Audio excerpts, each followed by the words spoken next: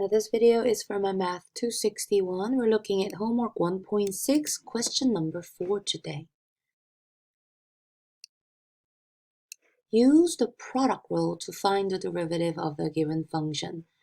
And part B, they want us to find the derivative by multiplying the expressions first. So I'll do the product rule first. So we have, give me 1 second, let me connect my tablet.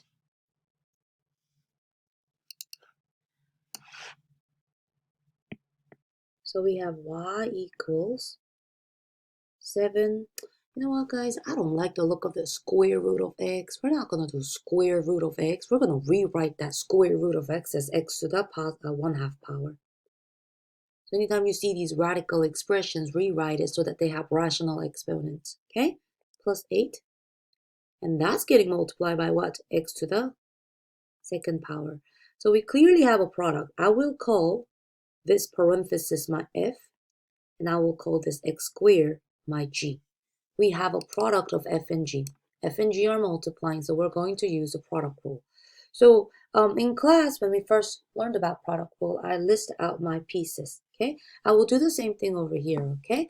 So if f is 7x to the 1/2 plus 8, then the derivative of that will be 7 half x to the negative 1/2.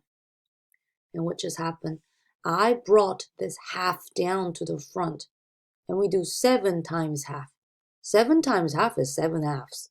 Okay? Next, I subtracted 1 from the original exponent of half. Half minus 1 is negative half. And the derivative of 8 is 0. That's why we don't have it anymore here. Okay? Now, write that g down. G is x squared, and g prime is going to be 2x. So when I have all my product rule pieces laid out, I'm going to use these to, put my derivative together. So y prime, according to product rule, I can do fg prime plus gf prime. Okay, so let's do this. The derivative of y is going to be, starting with f, that's f right there, 7x to the 1/2 plus 8. That's going to get multiplied by g prime, which is 2x. Moving on, I need to draw that plus sign. Next thing they want is g, which is x squared. And finally, multiply that by f prime, 7/2 x to the negative 1/2 power. So that's it. That is the derivative. And again, I kind of glanced at it. They wanted you to put this form in this answer here. So I will say the derivative is, this one looks the closest. You see what they did is instead of square 1 x to the 1/2 power, they put it back in a square root notation. That's okay. It's the same thing.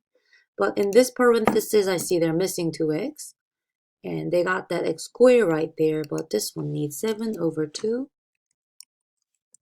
x to the negative 1/2 power. They could have done another way, like root notation in the denominator. But they should take this. This is good. I'm going to check. And that's good. But really the easier way of doing this is just multiply it out. I think it would be much easier if you just multiply it out. So take a look. The original expression was 7 square root of x plus 8 times x squared. So we will distribute this in. But before I do that, let me go ahead and change the square root of x into x to the 1/2 power first. Because when we are multiplying powers, we can add exponents. So if you do the first arrow, 7x to the 1/2 times x squared, we're going to get 7x to the 3/2. Because when you add half and, oh, whoopsie, I almost made a mistake. Half plus 2, what's that going to be? Half plus 2, that's half plus 4/2. So the new exponent should be 5/2. Now when you multiply these two, that's easier. Plus 8x squared. So I would just use power rule to differentiate that. But when first thing they wanted was they wanted you to type in that multiply version. So I'll go ahead and type that in. And I would just take the derivative of this circled expression using power rule.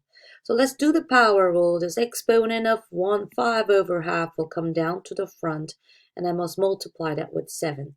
So what's the new coefficient going to be? When you do 7 times 5, you're going to have 35 over 2. And the exponent must go down by 1. So you need to do 5 over 2 minus 1. And 1 is 2 over 2. So the new exponent is 3/2. Plus, do the power rule, 8 times 2.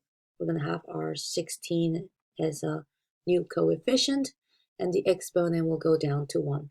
I think what will make this part a little bit more challenging than what it should be is that because maybe we're working with fractional exponent, rational exponents, but I see this problem, they wanted you to try both methods.